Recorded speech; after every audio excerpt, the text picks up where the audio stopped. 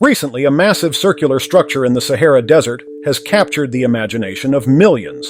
The reshot structure, also known as the Eye of the Sahara, visible from space, has led many to wonder if it could be the site of the lost city of Atlantis. In his detailed account, Plato described Atlantis as a city built with alternating rings of water and land, with a royal palace at its center and a canal leading south to the sea. According to his account, this empire existed 9,000 years before his time, around 9,400 BCE. For centuries, no concrete evidence of any kind has ever been found to suggest that Atlantis was anything more than an allegorical story. Or has it? The Arqueological Museum of Badajoz in southern Spain houses some intriguing Bronze Age carvings. Stone carvings from around 1200 to 800 BCE show concentric circles guarded by armed figures, a pattern that some say mirrors Plato's description. While the museum maintains these are typical Bronze Age shield designs, interestingly, the figures aren't holding these circles as shields.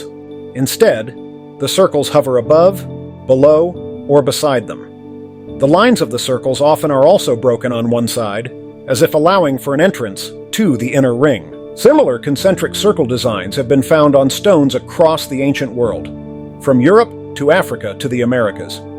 These mysterious patterns appear on nearly every continent, many predating the Bronze Age. In these cases, they don't appear to represent shields at all. The true meaning of these circular patterns remains a mystery, though they clearly held significance for ancient cultures. Plato described Atlantis not just as a city, but as a vast empire that controlled parts of North Africa and Europe. According to his account, this empire existed 9,000 years before his time, around 9,400 BCE. Some researchers, however, suggest he might have greatly exaggerated this date, perhaps to emphasize the story's antiquity. From this standpoint, the circumstantial evidence for a Bronze Age timeline for Atlantis seems to fit together nicely. The concentric circle carvings, a sophisticated maritime civilization, and geological evidence of devastating tsunamis all align with this period.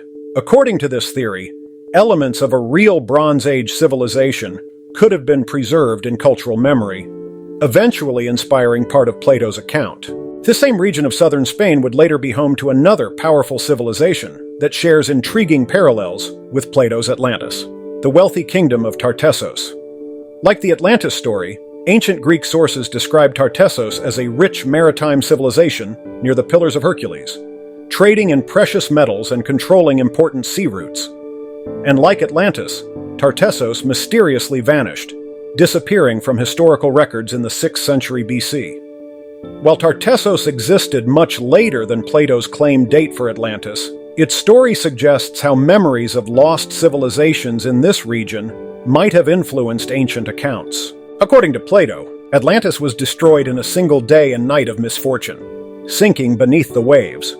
The region's geology suggests how such a catastrophe could have occurred. The offshore Azores-Gibraltar transform fault triggers major earthquakes and tsunamis every few centuries. The last such event in 1755 devastated Lisbon, with a wave reportedly 10 stories high. A massive tsunami could have destroyed a coastal civilization, leaving only fragments and memories behind. There's even a possible linguistic connection. The name Al-Andalus, used by Arab rulers to refer to southern Spain from the 8th to 15th centuries, is traditionally thought to derive from the Vandals, but some have suggested it might relate to Atlantis, adding another layer to the region's mysteries. The evidence from southern Spain presents us with intriguing questions. The mysterious concentric circles in ancient carvings, the geological history of devastating tsunamis, the vanished civilization of Tartessos, all these elements have led researchers to wonder about this region's connection to the Atlantis legend.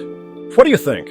Could Plato have exaggerated his timeline of 9,400 BCE for Atlantis? Could these Bronze Age artifacts be connected to a real but more recent lost civilization? Or are the similarities to Plato's account merely coincidental? Share your thoughts and subscribe for more videos examining the evidence that challenges our understanding of ancient history.